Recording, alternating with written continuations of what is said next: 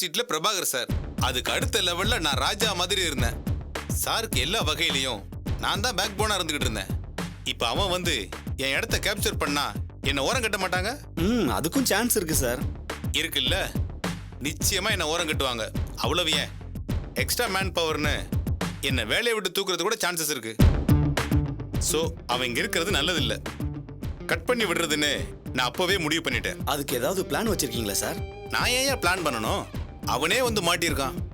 GR company share வாங்குங்க, கோடி கோடியா கொட்டுன்னு ஆர்டர் போட்டிருக்கான்.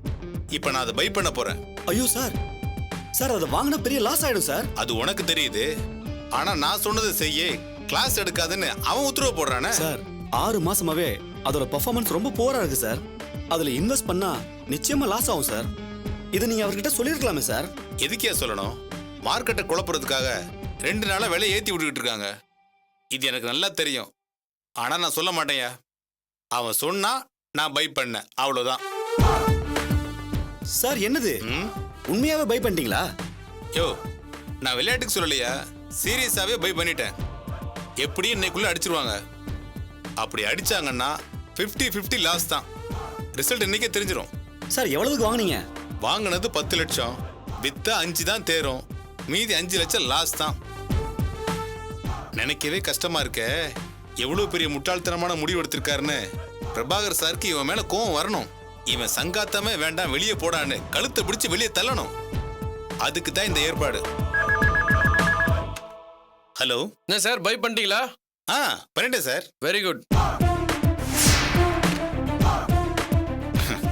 இன்னையோட உன் கதை முடிஞ்சது.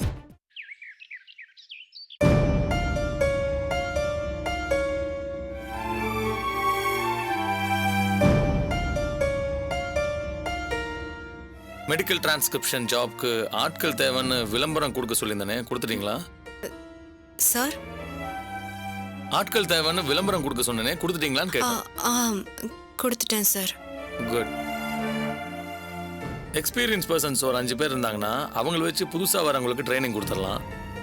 ஆனாலும் ஒரு 10 பேரை வச்சு ஒர்க் பண்ணுற மாதிரி ஒரு ப்ராஜெக்டை ரெடி பண்ணணும். ப்ராஜெக்ட் ஆரம்பித்து ஸ்மூத்தாக ரன் ஆக ஆரம்பிச்சிச்சுன்னா இன்னும் 10 பேர்த்த கூடுதலாக சேர்த்துக்கலாம். என்ன சொல்கிறீங்க? அப்புறம் நான் ப்ராஜெக்ட் விஷயமா அடிக்கடி மும்பை போயிட்டு வர மாதிரி இருக்கும். அப்போ நீங்கள் தான் அதை ஃபுல்லாக பார்த்துக்கிற மாதிரி இருக்கும். மேனேஜ் பண்ணிப்பீங்கல்ல? பண்ணிக்கலாம் சார். மெடிக்கல் டிரான்ஸ்கிரிப்ஷனை பற்றி நீங்கள் முழுசாக தெரிஞ்சுக்கணும் துளசி. நெட்டில் சம்மந்தமாக டீட்டெயில்ஸ் டவுன்லோட் பண்ண சொல்லியிருந்தேனே, பண்ணிட்டீங்களா? துளசி, என்ன யோசனை? சார் என்ன கேட்டீங்க? மெடிக்கல் டிரான்ஸ்கிரிப்ஷன் சம்மந்தமாக டீட்டெயில்ஸ் டவுன்லோட் பண்ண சொன்னேனே, பண்ணிட்டீங்களான்னு கேட்டேன். அது அப்பவே பண்ணிட்டேன் சார். தரேன் நினைச்சேன், மறந்துட்டேன். இந்தாங்க சார். Good job. இப்போ நான் ஓவராலாக உங்களுக்கு ஒரு ப்ரீஃப் பண்ணுறேன். உங்களுக்கு டைம் கிடைக்கும்போது டீட்டெயிலாக படிச்சுக்கோங்க.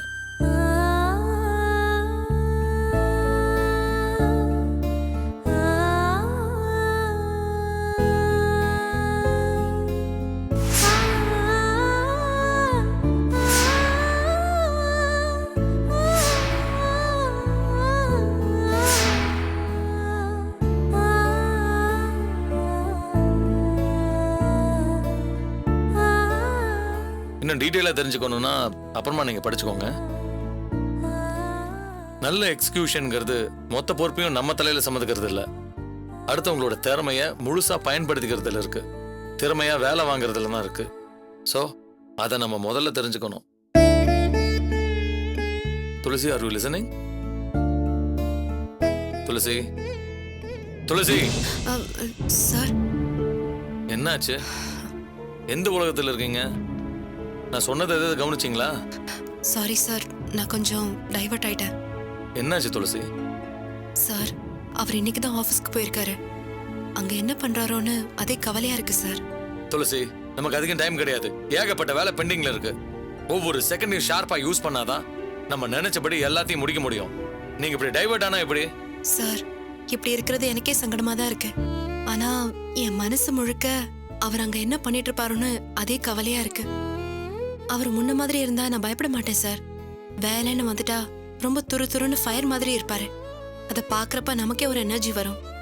ஆனா இப்ப அவர் முடியாம இருக்காரு சார். இப்பெல்லாம் அவர் முன்ன மாதிரி ஆக்டிவா இல்ல. சோர்ந்து போய் தனியா உட்காந்துக்கிறாரு. கண்டதையும் போட்டு குழப்பிக்கிறாரு. நம்ம எதுக்குமே யூஸ் ஆகாம போயிட்டோமேன்னு ஃபீல் பண்றாரு. இது அப்படியே விட்டுட்டா ரொம்ப ப்ராப்ளம் ஆயிடுமேனு தான் நான் பிரபாகர் ஆபீஸ்க்கு அனுப்பி வச்சேன். ஓகே துளசி, அவரை பிரபாகரோட தான் அனுப்பியிருக்கீங்க. அவருக்கு ஏதாவது ப்ராப்ளம்னா பிரபாகர் மேனேஜ் பண்ணிக்க போறாரு. இல்ல, அது எனக்கு புரியுது சார். ஆனாலும் அவர் வேலையில ஏதாவது தப்பு பண்ணிடுவாரோன்னு எனக்கு பயமா இருக்கு. எங்க வீட்லனா ஒரு பிரச்சனையும் இல்ல. ஆனா அது ஆபீஸ், அதுவும் பணம் சம்பந்தமா டிரான்சாக்ஷன் நடக்கிற இடம். சின்னதா ஒரு தப்பு பண்ணாலும் லாஸ் ஹெவியா இருக்கும்ல. அப்படி ஏதாவது நடந்துட்டா பிரபாவால தாங்கிக்க முடியாது சார். அதான் சார் எனக்கு பதட்டமா இருக்கு. துளசி, எனக்கு என்ன சொல்றதுன்னே புரியல. நீங்க தேவையில்லாம பயப்படுறீங்களோன்னு தோணுது. தமிழ் முன்னாடி போயிட்டு வந்த ஆபீஸ் தானே அது. அதுல அவருக்கு நிறைய எக்ஸ்பீரியன்ஸ் இருக்கு. துளசி, நீங்க பயப்படுற மாதிரி அங்க எந்த ப்ராப்ளம் வர்றதுக்கு வாய்ப்பு இல்ல. தைரியமா இருங்க. Try to be cool. ரொம்ப சங்கடமா இருக்கு துளசி. நான் எல்லாத்தையும் முதல்ல இருந்து எக்ஸ்பிளைன் பண்ணணும். சரி, நான் ஷார்ட்டாவே சொல்றேன், கவனமா கேளுங்க. மெடிக்கல் டிரான்ஸ்கிரிப்ஷனை ஷார்ட்டா எம்டின்னு சொல்லுவாங்க. இந்த எம்டிக்கு எங்கெங்கெல்லாம் ஸ்கோப் இருக்குன்னு முதல்ல நம்ம தெரிஞ்சுக்கணும். சார் ஒரு நிமிஷம், நான் வேணா ஃபோன் பண்ணி அவர் என்ன பண்ணிட்டு இருக்காருன்னு தெரிஞ்சுக்கிட்டுமா? ஒரே ஒரு நிமிஷம் தான்.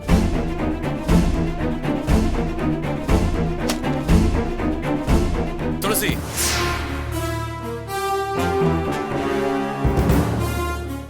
என்னங்க இது? நீங்க இப்படி டபுள் மைண்டடோட இருந்தா எப்படி ஒர்க் பண்றது? சாரி சார், தப்பா எடுத்துக்காதீங்க. அங்க எந்த பிரச்சனையும் இல்லாம எல்லாம் ஸ்மூதா போயிட்டு இருக்குன்னு தெரிஞ்சாதான் என்னால ரிலாக்ஸா இருக்க முடியும். எனக்கு புரியுதுங்க. ஆனா நம்ம நிறைய கிரவுண்ட் ஒர்க் பண்ண வேண்டியது இருக்கு. எல்லா வேலையும் நீங்களும் நானும் பிரிச்சுக்கிட்டு பண்ணாதான் ஓரளவுக்கு சமாளிக்க முடியும். சொல்ல போனா இதுல ஃபுல் டைம் ஒர்க் பண்ண போறது நீங்க தான். எனக்கு பாண்டிச்சேரி போயிட்டு வர்றதுக்கு 6 மணி நேரம் ஆகுது. இதுல டிஸ்கஸ் பண்றதுக்கு டைம் கொஞ்சம் தான் கிடைக்குது. அதுவும் இப்படி வேஸ்ட் ஆயிட்டா எல்லா ஒர்க்கும் டிலே ஆகும் துளசி. எனக்கு புரியுது சார். ஆனா இது முத நாளுங்கிறதுனால தான் எனக்கு இவ்வளவு டென்ஷன். அவர் அங்க செட் ஆயிட்டாருன்னு தெரிஞ்சா அப்புறம் எனக்கு எந்த டென்ஷனும் இருக்காது. இப்போ என்ன பண்ணலாங்கிறீங்க? சார், ஒரு 1 hour பெர்மிஷன் கொடுத்தீங்கன்னா நான் நேர்ல போய் பார்த்துட்டு வந்துடுறேன். அதுக்கப்புறம் ரிலாக்ஸா ஃபுல் எனர்ஜியோட நான் ஒர்க் பண்றேன் சார். Sir please sir. சரி, போங்க. Thank you sir.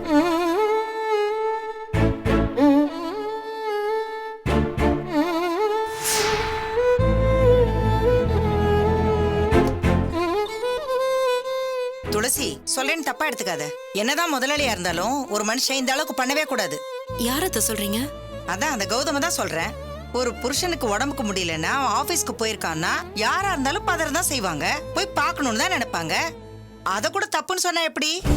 அதுவும் உன்னோட புருஷனை அவனை போய் பார்க்கணும் நீ கெஞ்சறதும், அந்த தம்பி பிகு பண்ணி அதுக்கப்புறம் சரின்னு சலிப்போட சொல்றதும் பாக்குறதுக்கு நல்லாவா இருக்கு? அத்தை, இத பார் துளசி, குடும்பங்கிறது வேற, தொழிலுங்கிறது வேற. உங்களுக்கு எப்படி தொழில் முக்கியமோ அதே மாதிரி என் குடும்பம் முக்கியம்னு மூஞ்சில அடிச்ச மாதிரி நீ சொல்லிருக்கலாம்ல. அத்தை ப்ளீஸ், இப்படி எல்லாம் நீங்க பேசாதீங்க. அவர் காதுல விழுந்துற போது. ஏன் பேசினா என்ன தப்பு? தப்பு ஏன் மேலதான் அத்தை. அவருக்கு என்னாச்சோங்கிற பதட்டத்துல நான் தான் தேவையில்லாத வேலையெல்லாம் பண்ணிட்டு இருக்கேன். நீங்க என்கிட்ட பேசின மாதிரி அவர்கிட்ட போய் எதுவும் உளறிடாதீங்க. தயவு செஞ்சு அமைதியா இருங்க.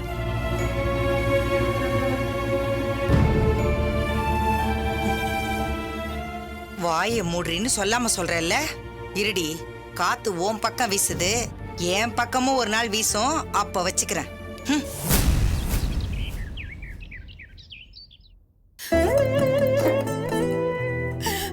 பத்மா, ஏன் இப்ப அழுதுட்டு இருக்க? மோகன் விஷயமா பேசுறதுக்கு வக்கீல் இப்ப வீட்டுக்கு வரேன்னு சொல்லிருக்காரு. கண்டிப்பா ஜாமீன் கிடைச்சிருமா? தைரியமா இரு.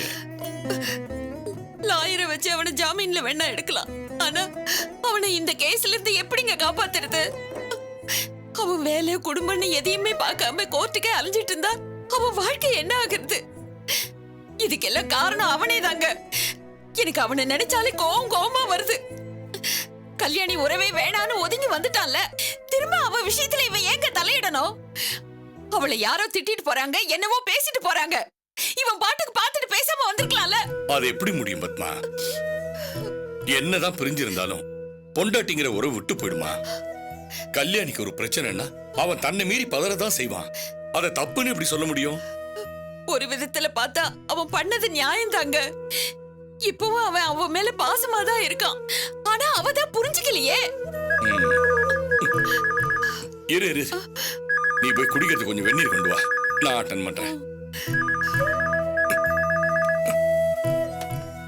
ஹலோ சார், மோகன் இருக்காருங்களா? நீங்க யாரு? அவர் வேலை பார்க்குற கம்பெனியோட ப்ரொப்ரைட்டர் பேசுறேன். கொஞ்ச நாள் அவர் வேலைக்கே வரலையே, ஏன்னு கேட்க தான் நான் ஃபோன் பண்ணேன். சார் வணக்கம். நானே இந்த விஷயமா உங்களுக்கு ஃபோன் பண்ணணும்னு தான் நினைச்சேன். ஒரு முக்கியமான வேலையா வெளியூர் போயிருக்கான். என்ன சார், இது என்ன சந்த மடமா? வேலையில சேர்ந்துன்னா 1 மாசம் கூட ஆகல, அதுக்குள்ள திருப்பதி போறேன்னு 2 நாள் லீவ் போட்டாரு. இப்போ ஏதோ முக்கியமான வேலைன்னு வெளியூர் போயிருக்கிறதா சொல்றீங்க. இப்படியே போயிட்டு இருந்தா நாங்க கம்பெனியை எப்படி சார் ரன் பண்றது? சார் அவன் வேணும்னு இதை பண்ணல, சூழ்நிலை அப்படி அமைஞ்சிருச்சு. சார், உங்களுக்கு 1000 வேலை இருக்கலாம், அதெல்லாம் நாங்க பார்க்க முடியாது. எங்களுக்கு டிசிப்ளின் தான் முக்கியம்.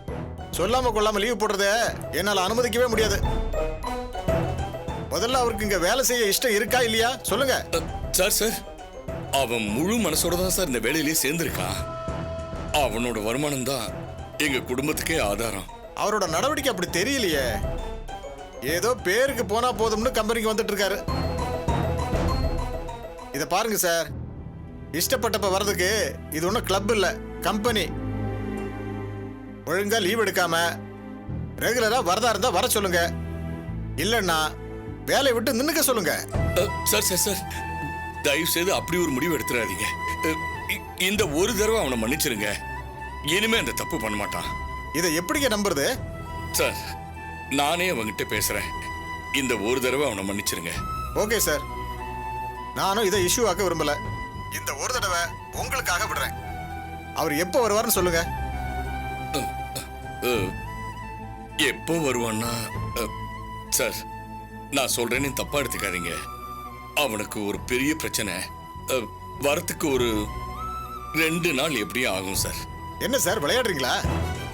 வராத 2 நாளைக்கு யார் சார் வேலை பார்ப்பாங்க? இப்பவே அவரால் ஏகப்பட்ட நஷ்டம். எடுத்த ஆர்டர் முடிக்க முடியாம பெனால்டி கட்டிட்டு இருக்கோம். அவருக்காக நாங்க ஏன் சார் நஷ்டப்படணும்? அவன் பண்ணது தப்பு தான் சார். அவன் பிரச்சனைக்காக கம்பெனியே நஷ்டப்படணும். ஆனா நீங்களும் அவன் சூழ்நிலையை கொஞ்சம் புரிஞ்சுக்கணும். இல்ல சார், இதெல்லாம் சரியா வராது. நான் ஏற்கனவே அவரை பத்தி கேள்விப்பட்டிருக்கேன், ரொம்ப திறமையானவர் தான். ஆமா சார், வேலையில ரொம்ப திறமையானவன் சார். நிறைய பேர் எங்கிட்டயே சொல்லியிருக்காங்க. அதெல்லாம் ஒரு மண்ணும் இல்ல. திறமையை மட்டும் வச்சுக்கிட்டு என்ன சார் பண்ண முடியும்? முதல்ல இருந்த கம்பெனிலையும் அடிக்கடி லீவ் போட்டிருக்காரு, வேலையிலையும் சின்சியரா இல்ல. அதையும் மீறிதான் திறமையை மதிச்சு அவருக்கு நான் வேலை போட்டு கொடுத்தேன். திருந்துவாருன்னு நினைச்சேன், ஆனா அவர் மாறல சார். அப்படி இல்ல சார், அவன் போதும் சார், நீங்க எதுவும் பேசாதீங்க. இந்த மாதிரி ஆளை வச்சுக்கிட்ட எங்களுக்கு தான் நஷ்டம். தப்பான ஆளுன்னு தெரிஞ்சோம் அவரை நான் வேலைக்கு வச்சுக்கிட்டேன் பாருங்க. என்ன சொல்லணும், உங்க பிள்ளைய இப்பவே இந்த நிமிஷமே நான் டிஸ்மிஸ் பண்றேன். சார் தயவு செய்து நான் சொல்றதை கேளுங்க சார். 2 நாள் அவகாசம் கொடுங்க சார், அவன் வந்துருவான் சார். அவசரப்பட்டு நீங்க எந்த சாரிங்க, இனிமே பேச ஒண்ணுமே இல்ல. அவரை வேற வேலை பார்த்துக்க சொல்லுங்க. சார்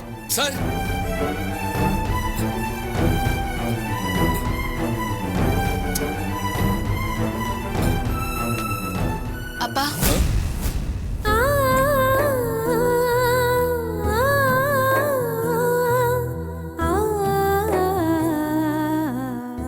வாம்மா கல்யாணி,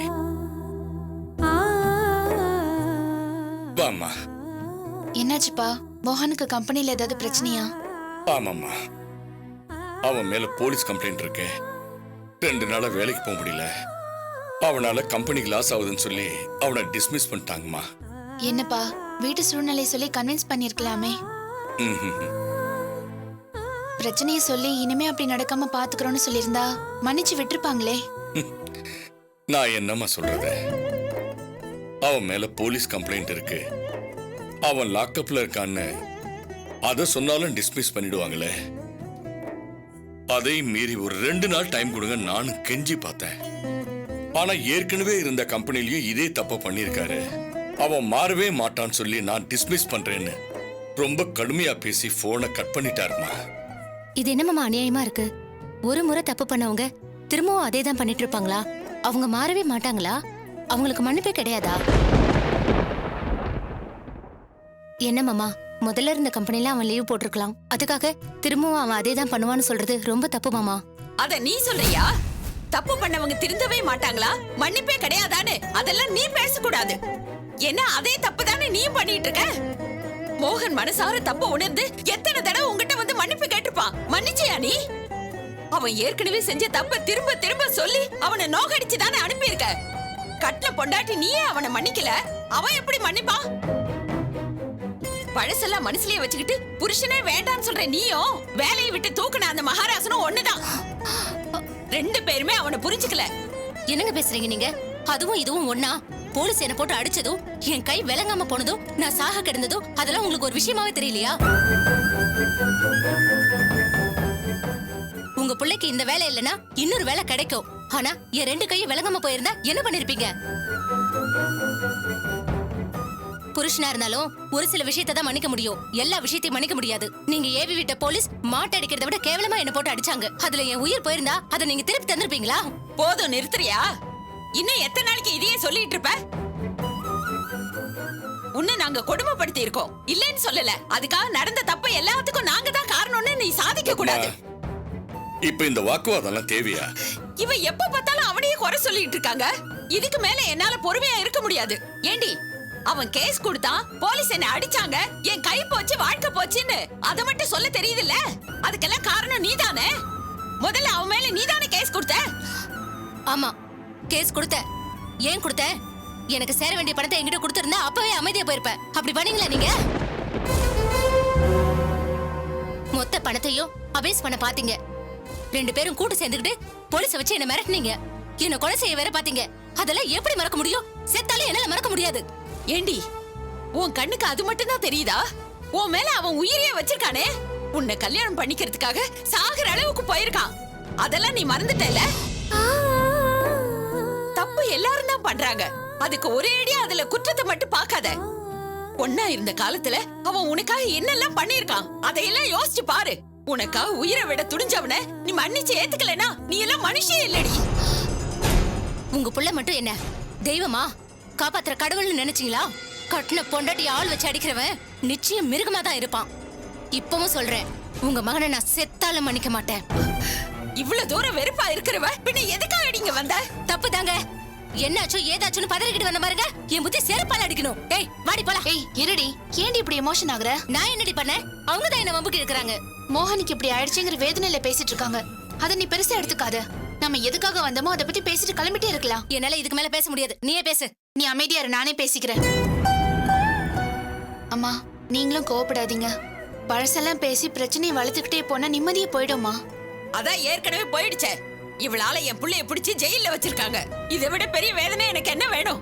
கல்யாணி அதை பத்தி விசாரிக்கதாமா வந்தா. மோகன் இப்ப எங்க வச்சிருக்காங்க? ஜாமீன்ல எடுக்க ஏதாவது ஏற்பாடு பண்ணீங்களா? ஆமா, இவளுக்கு ரொம்பதான் அக்கறை. அதெல்லாம் தெரிஞ்சு இவ என்ன பண்ண போறா? இவ ஒண்ணு காப்பாத்த வந்திருக்க மாட்டா, கேட்டு சந்தோஷப்பட வந்திருப்பா. இங்க பாருங்க, எல்லாத்துக்கும் ஒரு எல்லை இருக்கு. உங்க பிள்ளைய நான் எதுக்கு இங்க காப்பாத்தணும்? அவன் எனக்கு நல்லது செய்யறதா நினைச்சு என்ன சிக்கல்ல மாட்டி விட்டுட்டு இருக்கான். ஆமாண்டி, அந்த குடிகாரனை உனக்காக அடிக்கல, திமிர் பிடிச்சி வேணும்னே போய் அடிச்சிருக்கான். போனா போகுது கட்டவளாச்சேன்னு காப்பாத்த வந்தவனே சிக்க வச்சு வேடிக்கை பாக்குறியே, நீ எல்லாம் ஒரு பொம்பளையாடி. தீபா, இதுக்கு மேல நான் இங்க இருந்தனா நான் என்ன சொல்லுவேனே தெரியாது. மோகன் என் நிம்மதியை கெடுக்கிற மாதிரி இனிமே எதையும் செய்யக்கூடாது. அவன் என் வீட்டு பக்கமே வரக்கூடாது. அதை கட்டன் ரேட்டா அவங்க கிட்ட சொல்லி வை. அம்மா கல்யாணி. சாரி மாமா, இனிமே மோகன் விஷயத்துல நான் தலையிடுறதா இல்ல. அதே மாதிரி அவனும் என் விஷயத்துல தலையிடக்கூடாது. அவன் ஒதுங்கி இருக்கிறதா எனக்கு நிம்மதி. தயவு செஞ்சு உங்க பிள்ளைக்கு இதை புரிய வைங்க. ஆமா, இவ யாரையும் புரிஞ்சுக்க மாட்டா, இவளை மட்டும் எல்லாரும் புரிஞ்சுக்கணுமா? நல்லா இருக்கடி உன் நியாயம். மாமா, என்ன வெட்டனாலும் சரி திட்டனாலும் சரி, மோகன் அதெல்லாம் கண்டுக்க கூடாது. சின்ன விஷயத்துக்கு கூட மோகன் உள்ள நுழைஞ்சானா அதை பெரிய பிரச்சனையாக்கிடுறான். அவனால வர்ற கஷ்டத்தை சமாளிக்கிறது எனக்கு பெரிய தலைவலியா இருக்கு. இன்னொரு தடவை அவனால அந்த மாதிரி ஏதாவது நடந்துச்சு நான் என்ன பண்ணுவேன்னு எனக்கு தெரியாது. தீபா, வாடி போலாம். அம்மா கல்யாணி. போடி போ, இனிமே வீட்டு பக்கமே வந்துடாத.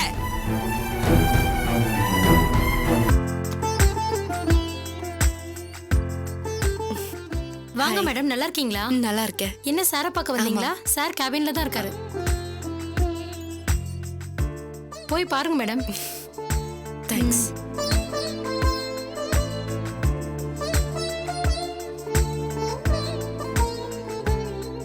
என்னங்க குட்டிமா, நீ எங்க? சும்மா உங்களை பார்த்துட்டு போலான்னு வந்தேங்க. கௌதம் சார் உங்க கூட பிசினஸ் விஷயமா பேசுறதுக்கு ஊர்ல இருந்து வந்திருக்காரு. நீ அவர் போய் பார்க்காம இங்க வந்திருக்கிற? அவர்கிட்ட சொல்லிட்டு தாங்க வந்திருக்கேன். ஓ, அப்ப நீ எதாச்சும் இங்க வரல, பர்பஸா என்ன பார்க்கணும் தான் வந்திருக்கிற. ஆமாங்க. உங்களை இங்க அனுப்பிட்டு எனக்கு அங்க வேலையே ஓடல. என்ன ஆச்சோ என்ன பண்றீங்களோன்னு எனக்கு ஒரே பதட்டமா இருந்துச்சு. அதான் கிளம்பி வந்துட்டேன். சோ என் மேல உனக்கு நம்பிக்கை இல்ல? என்னால தனியா எதையும் ஹேண்டில் பண்ண முடியாது, நான் எதுக்குமே லாய்க்கு இல்லாதவன், யூஸ்லெஸ் ஃபெலோன்னு முடிவு பண்ணிட்டேன்.